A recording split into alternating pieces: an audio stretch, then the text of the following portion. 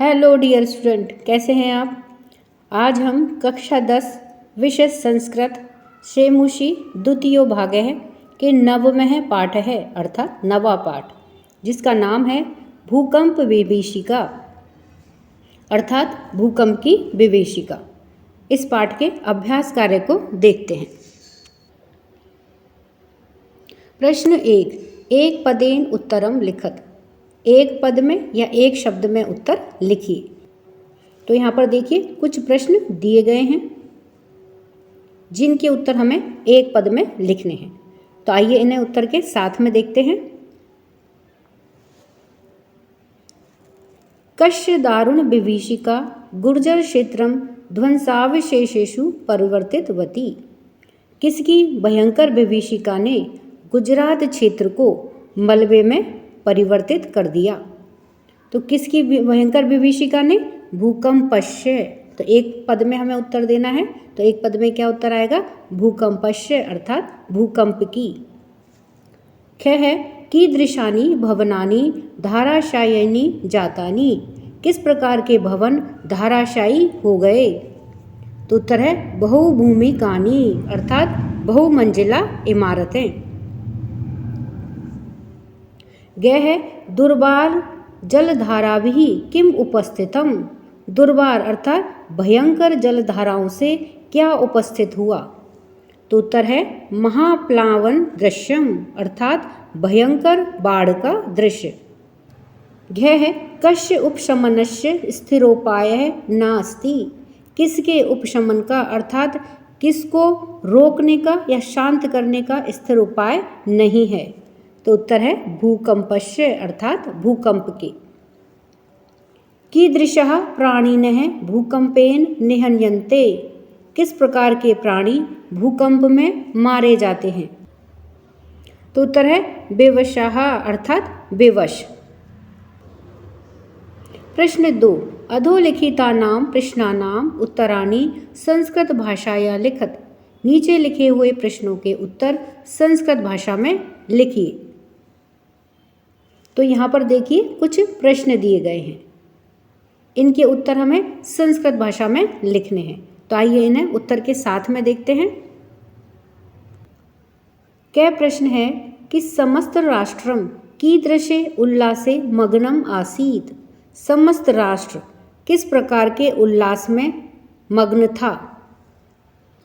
उत्तर है कि समस्त राष्ट्रम गणतंत्र दिवस पर्वणि नृत्य गीत वादी त्राणाम उल्लासे मग्नम आसीत। समस्त राष्ट्र यानी कि संपूर्ण राष्ट्र गणतंत्र दिवस के पर्व पर नृत्य गीत वादी यानी कि वादन आदि के उल्लास में मग्न था। ख है भूकंपस्य केंद्र बिंदु कह जनपद है आसीत। भूकंप का केंद्र बिंदु कौन सा जनपद यानी कि कौन सा जिला था? उत्तर है भूकंपस्य केंद्र बिंदु कच्छ जनपद है आसीत। भूकंप का केंद्र बिंदु कच्छ जनपद या कच्छ जिला था। ग है पृथ्वीव्याः स्खलनात् किम जायते। पृथ्वीव्याः यानी कि पृथ्वी के स्खलन से क्या होता है? पृथ्वीव्याः स्खलनात् भूकंपन्नम तेन च महाविनाशम जायते। पृथ्वी के स्खलन से भूकंप होते हैं, तेन च और उससे महाविनाशम जायते महाविनाश होता है। घ है समग्रम विश्वई कहीं आतंकितम दृश्यते। संपूर्ण विश्व किससे आतंकित दिखाई देता है? उत्तर है समग्रम विश्वम भूकंपई आतंकितम दृश्यते। संपूर्ण विश्व भूकंप से आतंकित दिखाई देता है। अन है कि केशाम विस्फोटैरपि भूकंपो जायते। किनके विस्फोटों से भी भूकंप होता है? उत्तर है ज्वालामुख पर्वतानां विस्फोटैरपि भूकंपो जायते। ज्वालामुखी पर्वतों के विस्फोटों से भी भूकंप होता है। प्रश्न 3, स्थूल पदानि आधृत्य प्रश्न निर्माणम कुरुत। मोटे शब्दों के आधार पर प्रश्न का निर्माण कीजिए। तो यहाँ पर देखिए ये मोटे शब्द अलग से लिखे हुए हैं। इनके आधार पर हमें प्रश्नों का निर्माण करना है। ये देखिए, तो आइए इन्हें देखते हैं कि किस प्रकार से इनसे प्रश्नों का निर्माण होगा। क्या है, भूकंप विभीषिका विशेषेण कच्छ जनपदम ध्वंसावशेषेषु परिवर्तितवती। तो यहाँ पर देखिए, ध्वंसावशेषेषु को मोटे अक्षरों में अलग रंग से लिखा गया है, जिससे कि समझ में आए कि हमें इसके आधार पर प्रश्न का निर्माण करना है। भूकंप की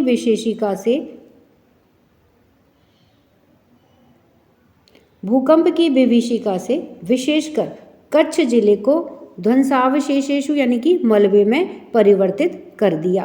तो भूकंप की विभीषिका ने विशेषकर कच्छ जिले को किस में परिवर्तित कर दिया? तो किस में के लिए क्या आएगा? केशु। तो इसका देखिए कैसे प्रश्न बनेगा कि भूकंप विभीषिका विशेषेण कच्छ जनपदम केशु परिवर्तितवती। भूकंप की विभीषिका ने विशेषकर कच्छ जनपद को, कच्छ जिले को किस में परिवर्तित कर दिया? ख है वैज्ञानिकः। यहाँ पर देखिए मोटे अक्षरों में क्या लिखा हुआ है? वैज्ञानिकः, और इसको अलग रंग से भी लिखा है जिससे कि ये और अच्छे से समझ में आए। तो वैज्ञानिकः कथयन्ति, वैज्ञानिक कहते हैं, यत् कि पृथ्वीव्यः अंतर्गर्भैः, पृथ्वी के अंदर के गर्भ में या अंदर की सतहों में पाषाण शिलानाम, पत्थर की शिलाओं में संघर्षणेन, संघर्ष से कंपन्नम जायते, कंपन होता है। तो यहाँ पर वैज्ञानिक कहा कहते हैं, तो कौन कहते हैं? तो कौन कहते के लिए क्या आएगा?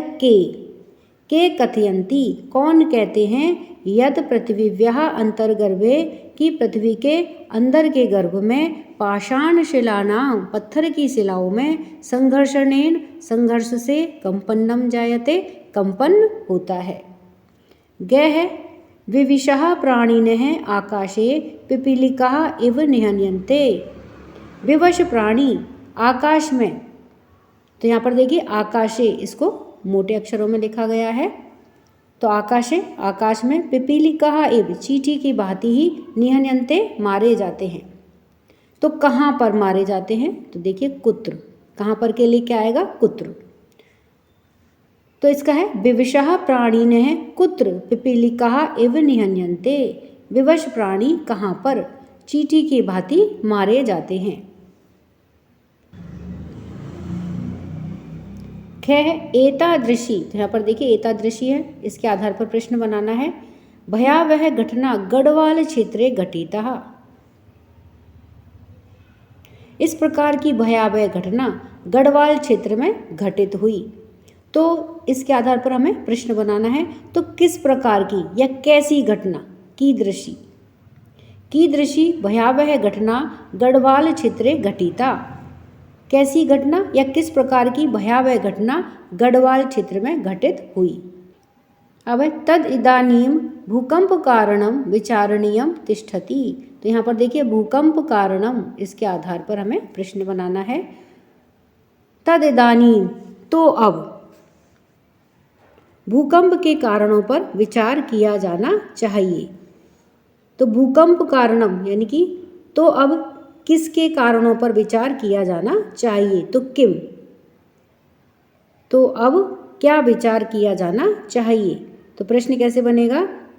तद इदानीम किम विचारणीयम तिष्ठति। तो अब क्या विचार किया जाना चाहिए? प्रश्न 4, भूकंप विषये पंचवाक्यमितं अनुच्छेदम लिखत। भूकंप के विषय पर 5 वाक्यों में अनुच्छेद लिखिए। उत्तर है भूमेः कंपनम एव भूकंपः कथ्यते। भूमि में कंपन होने को ही भूकंप कहते हैं। भूकंपात् महाविनाश दृश्यम समुत्पद्यते। भूकंप के कारण महाविनाश का दृश्य उपस्थित होता है। ज्वालामुख पर्वतानां विस्फोटैरपि भूकंपो जायते। ज्वालामुखी पर्वतों में विस्फोट से भी भूकंप होता है। विविध देशेषु भीषण भूकंपाद लक्ष्य परिमितः जनः अकाल काल कबलितः जातः। विभिन्न देशों में भीषण भूकंप से लाखों की संख्या में मनुष्य समय से पूर्व ही काल के मुंह में समा जाते हैं। प्रकृत्याम असंतुलन वशाद भूकंप संभवति। प्रकृति में असंतुलन के कारण भूकंप होता है। यदा पंचतत्वानि क्षितिज जल पावक समीर गगनानि अशांतानि भवन्ति। जब 5 तत्व क्षितिज अर्थात पृथ्वी, जल, पावक यानी कि आग, समीर यानी कि हवा और गगनानी यानी कि गगन या आकाश अशांतानि भवन्ति अशांत होते हैं, तदा तब तानि महाविनाशम उपस्थापयन्ति तब उनमें महाविनाश उपस्थित होता है। अतः अस्माभिः प्रकृतेः शांति अर्थम प्रयासः करणीय है। अतः इसलिए हमारे द्वारा प्रकृति की शांति के प्रयास करने चाहिए। तो इस तरह से आप भूकंप विषय पर 5 वाक्य में अनुच्छेद लिख सकते हैं। प्रश्न 5, कोष्ठकेषु दत्तेषु धातुषु निर्देशानुसारम परिवर्तनम विधाय रिक्त स्थानानि पूरयत। कोष्ठक में दी हुई धातुओं को निर्देश के अनुसार परिवर्तन करके रिक्त स्थानों में भरिए। तो यहाँ पर देखिए ये कोष्ठक में धातुएं दी गई हैं और निर्देश के अनुसार इनमें परिवर्तन करके हमें यहाँ पर ये रिक्त स्थान दिए गए हैं, इनमें हमें इनको भरना है। तो आइए इन्हें उत्तर के साथ में देखते हैं। क्या है समग्रम भारतम उल्लासे मग्नम, और यहाँ पर देखिए कोष्ठक में क्या है अस धातु लट लकार, हमें अस धातु को लट लकार में परिवर्तित करके यहाँ पर लिखना है। तो अस धातु का लट लकार क्या होता है अस्ति। तो इस तरह से यहाँ रिक्त स्थान में क्या आएगा अस्ति यानी है। तो समग्रम भारतम उल्लासे मग्नम अस्ति, संपूर्ण भारत उल्लास में मगन है। तो अस धातु लट लकार। अब है कि भूकंप विभीषिका कच्छ जनपदम विनिष्टम। अब यहाँ पर देखिए कोष्ठक में क्या दिया हुआ है क्री धातु कत्वतु प्लस नी प्रत्यय। तो इससे क्या बनेगा कृतवती। भूकंप की विभीषिका ने कच्छ जनपद को विनिष्टम कृतवती, विनिष्ट कर दिया, विनाश कर दिया। गह है क्षणेन एव प्राणिनः ग्रह विहीना। अब यहाँ पर देखिए ब्रैकेट में क्या दे रखा है भू धातु लंग लकार प्रथम पुरुष और बहुवचन। तो इसमें क्या होगा एभवन। क्षणेन एव प्राणिनः ग्रह विहीना एभवन, क्षण मात्र में ही प्राणी घर से विहीन हो गए। तो इस तरह से हमने भू धातु को लंग लकार प्रथम पुरुष और बहुवचन, तो इस तरह से इसमें निर्देश के अनुसार हमें धातु में परिवर्तित करके यहाँ रिक्त स्थानों में भरना है। शांतानि पंच तत्वानि भूतलस्य योगक्षेमाभ्याम भवन्ति। तो यहाँ पे क्या ले आएगा रिक्त स्थान में भवन्ति, क्योंकि क्या कहा है यहाँ पर देखिए कोष्ठक में कि भू धातु लट लकार प्रथम पुरुष और बहुवचन। तो भवति भवतः भवन्ति, तो इस तरह से ये भू धातु का लट लकार। तो शांतानि पंच तत्वानि भूतलस्य योगक्षेमाभ्याम भवन्ति, अर्थात ये 5 तत्व शांत रूप में भूतल की यानी कि पृथ्वी की रक्षा के लिए होते हैं। तो इस तरह से क्या आएगा यहाँ पे भवन्ति। अब है मानवहा, और यहाँ पर देखिए कोष्ठक में क्या दे रखा है प्रच प्लस लट लट लकार प्रथम पुरुष और बहुवचन। इसके आधार पर हमें प्रच धातु का परिवर्तित करना है। तो क्या आएगा पृच्छन्ति। मानवः पृच्छन्ति यत, मनुष्य पूछते हैं यत की बहुभूमिक भवन निर्माणम करणीयम नैवा, कि बहुमंजिला भवनों का निर्माण करना चाहिए या नहीं। तो यहाँ पे क्या आएगा रिक्त स्थान में पृच्छन्ति। प्रच धातु लट लकार प्रथम पुरुष और बहुवचन। अब है नदी वेगेन ग्रामः तदुदरे समाविशेत। तो यहाँ पर क्या आएगा देखिए समाविशेत, क्यों क्योंकि यहाँ पे ब्रैकेट में क्या दे रखा है सम प्लस आ प्लस विष प्लस विधिलिंग का प्रथम पुरुष एक वचन। तो क्या बनेगा समाविशेत। रिक्त स्थान में क्या आएगा समाविशेत। तो नदी के वेग से ग्रामः गांव तद उदरई समाविशेत, उसके उदर में यानी कि उसके पेट में समा गए। प्रश्न 6, संधिम या फिर संधि विच्छेदम च कुरुत। संधि या फिर संधि विच्छेद करिए। ए है पर सवर्ण संधि नियमानुसारम पर सवर्ण संधि के नियम के अनुसार हमें यहाँ पर संधि या फिर संधि विच्छेद करना है। जैसे कहीं पर संधि दी गई है और कहीं पर संधि विच्छेद दिया गया है, तो हमें इनको भरना है। तो आइए इन्हें उत्तर के साथ में देखते हैं। तो देखिए किंच, तो इसका संधि विच्छेद क्या होगा? किम प्लस च। अब यहाँ पर है देखिए नगरम प्लस तु, तो इन दोनों से संधि होकर के क्या बनेगा? नगरंतु।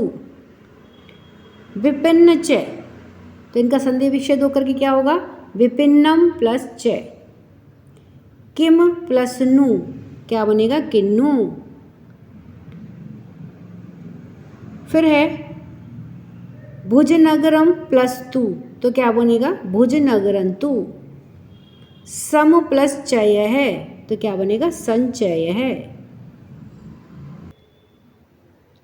आ है विसर्ग संधि नियमानुसारम। अब विसर्ग संधि के नियम के अनुसार हमें संधि या फिर संधि विच्छेद करना है। तो आइए इन्हें उत्तर के साथ में देखते हैं। क्या है? शिशु वस्तु, तो इसका संधि विच्छेद क्या होगा? शिशवः प्लस तु। विस्फोटहि प्लस अपि, तो क्या बना? विस्फोटैरपि। सहस्त्रशो अन्ये, तो इसका संधि विच्छेद क्या होगा? सहस्त्रशः प्लस अन्ये। अब है विचित्र है प्लस अयम, तो इससे क्या बनेगा? विचित्रो अयम। भूकंप है प्लस जायते, तो इनका संधि से, इनकी दोनों की संधि से क्या बनेगा? भूकंपो जायते। वामन कल्प है प्लस एव, वामन कल्प है प्लस एव, तो क्या बनेगा? वामन कल्प एव। प्रश्न 7 का ए है कि क स्तंभे पदानि दत्तानि ख स्तंभे विलोम पदानि तयो संयोगम कुरुत। क स्तंभ में जो शब्द दिए गए हैं उनको ख स्तंभ के विलोम शब्दों के साथ में जोड़िए, उनको मिलाइए। तो यहाँ पर देखिए क स्तंभ में जो शब्द दिए गए हैं और यहाँ पर ख स्तंभ में उनके विलोम शब्द दिए गए हैं, तो इनका उचित आपस में मेल करना है। तो आइए इन्हें उत्तर के साथ में देखते हैं। अब है शब्द है संपन्नम, तो इसका विलोम शब्द हुआ विपन्नम, अर्थात दरिद्रता।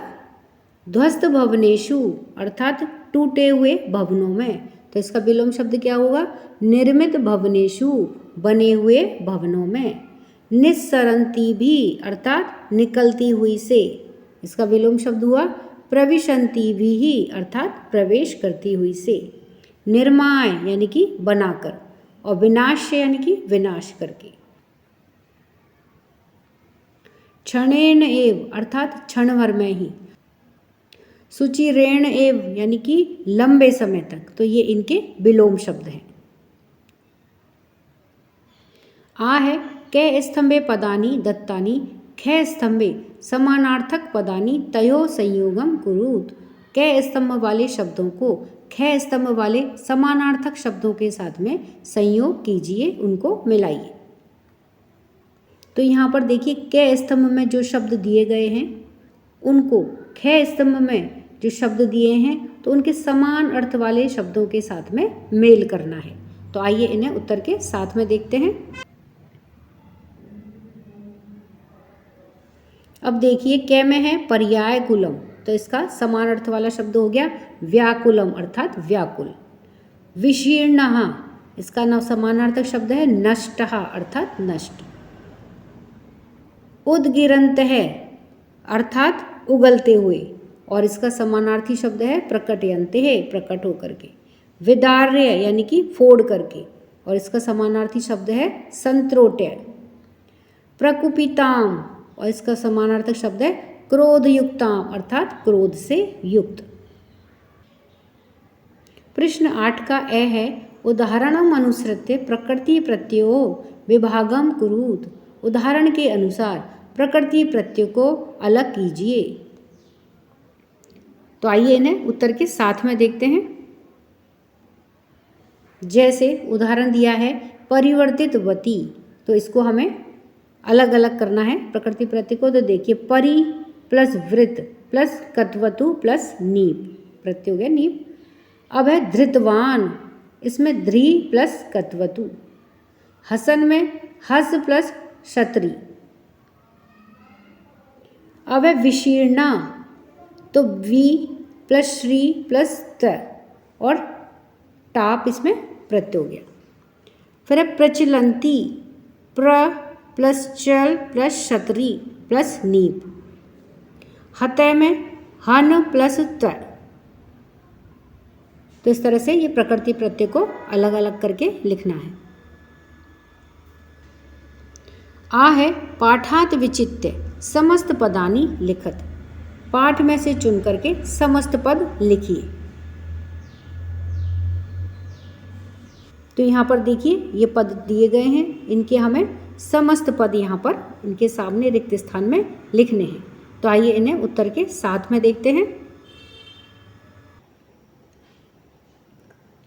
उत्तर है महत च तत् कंपनम, अर्थात महान है जो कंपन। तो इसका क्या होगा? महत कंपनम। दारुण च सा विभीषिका, अर्थात भयानक है जो विभीषिका। तो दारुण विभीषिका। ध्वस्तेषु च तेषु भवनेषु, अर्थात नष्ट हुए भवनों में। तो ध्वस्त भवनेषु। प्राक्तने च तस्मिन् युगे, अर्थात प्राचीन युग में। तो इसका समस्त पद होगा प्राक्तन युगे। महत च तत् राष्ट्रम तस्मिन्, अर्थात महान है जो राष्ट्र उसमें। तो महाराष्ट्रे, अर्थात महाराष्ट्र में। योग्यता विस्तार है।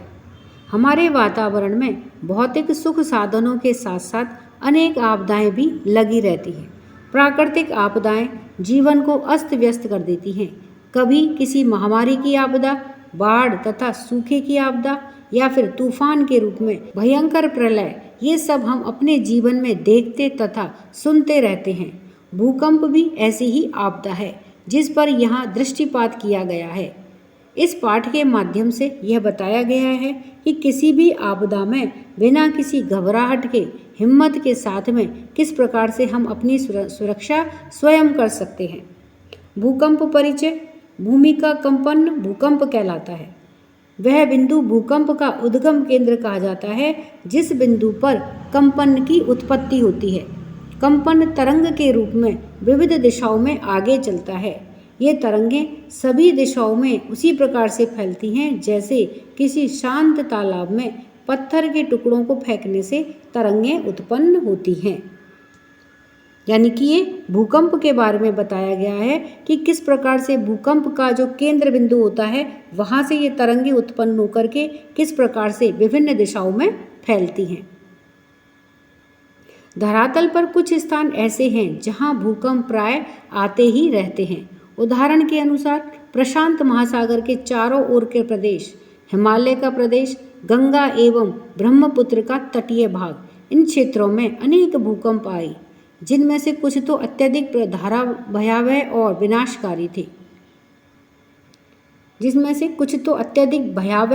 विनाशकारी थे।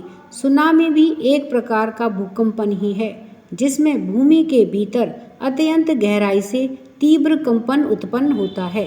यही कंपन समुद्र के जल को काफी ऊंचाई तक तीव्रता प्रदान करता है। फलस्वरूप तटीय क्षेत्र सर्वाधिक प्रभावित होते हैं। सुनामी का भीषण प्रकोप 20 सितंबर 2004 को हुआ, जिसकी चपेट में भारतीय प्रायद्वीप सहित अनेक देश आ गए। क्षिति, जल, पावक, गगन और समीर, इन पंच तत्वों में संतुलन बनाए रख करके प्राकृतिक आपदाओं से बचा जा सकता है। इसके विपरीत असंतुलित पंच तत्वों से सृष्टि विनिष्ट हो सकती है। तो देखिए, प्राचीन समय में ऋषियों ने भी अपने अपने ग्रंथ में भूकंप का उल्लेख किया है। तो यहाँ पर यह देखिए, वराह संहिता के अनुसार भूकंप के विषय में बताया गया है। इस श्लोक के माध्यम से भूकंप के विषय में बताया गया है। तो इस तरह से हमने इस पाठ के सभी प्रश्न उत्तरों को जाना है। वीडियो पसंद आने पर वीडियो को लाइक करें, शेयर करें। चैनल पर नए हैं तो सब्सक्राइब करना ना भूलें। मिलते हैं नए वीडियो में। इसी के साथ धन्यवाद।